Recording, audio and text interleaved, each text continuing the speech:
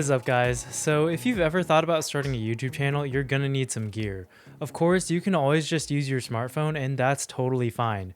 Phone cameras are getting better and better, and most modern smartphones are more than good enough to start making YouTube videos. And if you can't afford to buy a fancy camera or just don't want to deal with it, that's totally cool too.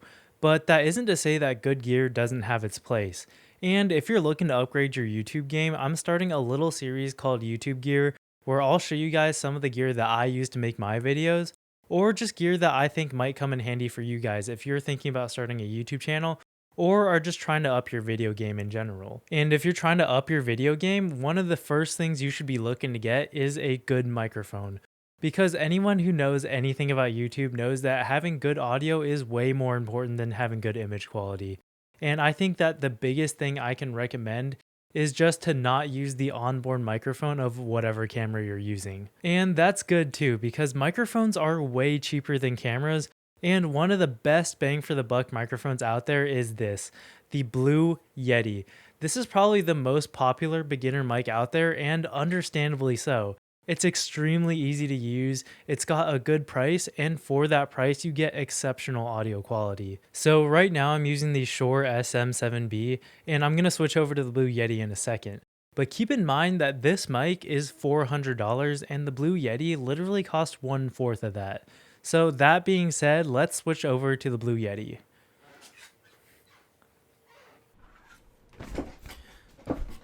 Okay, so the audio you're hearing right now is coming from the Blue Yeti, and basically I'm just running this directly into my iPad recording through GarageBand. I won't do any post-processing, so you guys will get a good idea what this mic will sound like right out of the box. Now, I am by no means an expert on audio recording, but I think that's part of the beauty of this mic.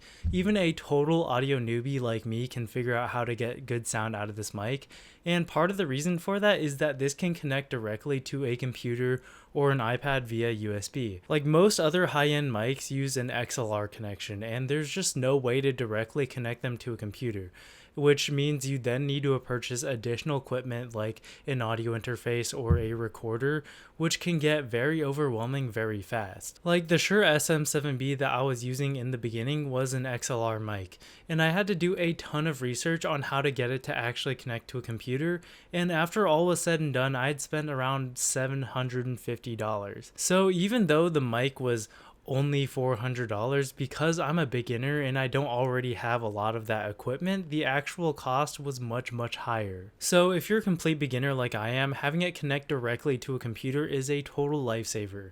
It also doesn't require any drivers or anything, so you don't have to download anything for it to work. All you have to do is plug it in and then you got clean audio. The build of this mic is also surprisingly good. The main body of the mic is metal, but all of the buttons and dials are made out of a cheap feeling plastic, which is kind of a bummer, but I will give it a pass for this price point. It also comes with a very solid feeling stand that kind of looks like a little man holding up the mic to me, which I think is pretty dope. It's completely metal and has some heft to it. And it also means that you don't have to go out and buy a separate stand to hold the mic, which I think is really great for beginners. It also has a standard 5/8 inch thread mount, so if you want to mount it to a mic stand or a boom arm, you can do it really easily. And I think you may want to think about getting a different stand, because while the one that comes with the mic is very solid feeling, it does have some limitations. First is just that it doesn't do a very good job of rejecting vibrations and stuff like that. It has some thin foam pads on the bottom, but I don't think it's really enough. If you place it onto a table and then kind of bump the table, it's very likely that the mic will pick that up. Second is just that the stand doesn't give you too many options with regard to mic placement.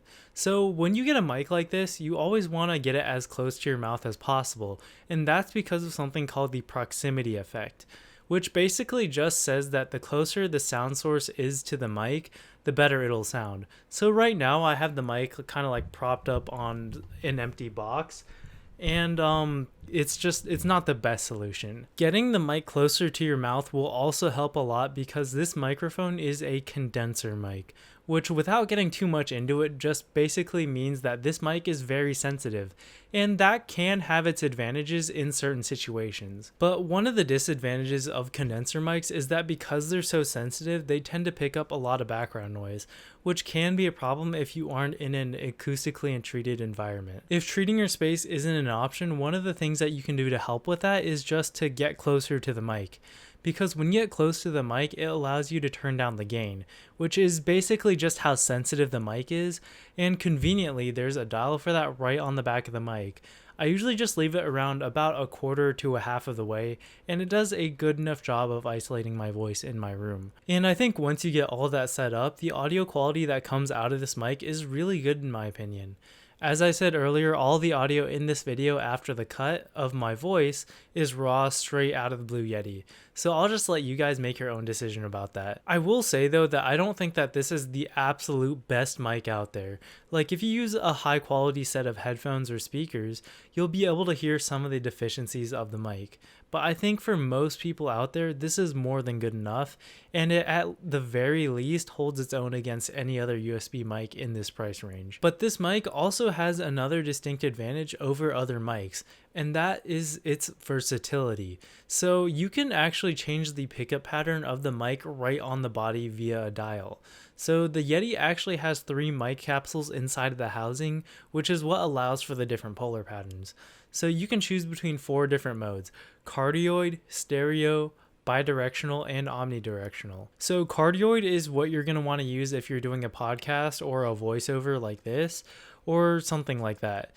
It basically only picks up what is directly in front of the mic and tries its best to reject stuff that comes from behind.